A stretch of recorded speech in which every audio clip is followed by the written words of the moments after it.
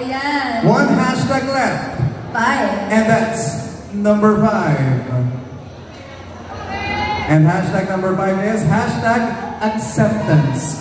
Hashtag acceptance. Miss Catering, you have 60 everyone, seconds. before answer the question, please shut down your mouth. Yes, my question is acceptance. You know what? Acceptance is very important to many people, internal and other citizen. Yes, just like me. My mother is accept me being a lady dog, a part of LGBTQIA. Yes.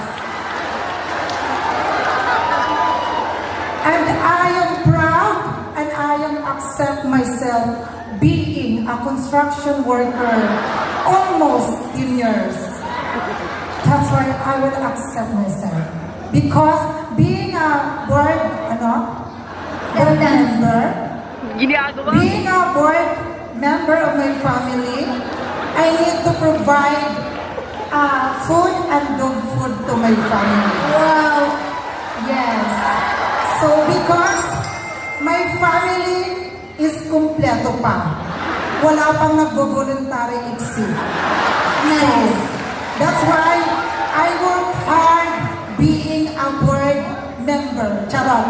Thank you so much! Thank you, guys.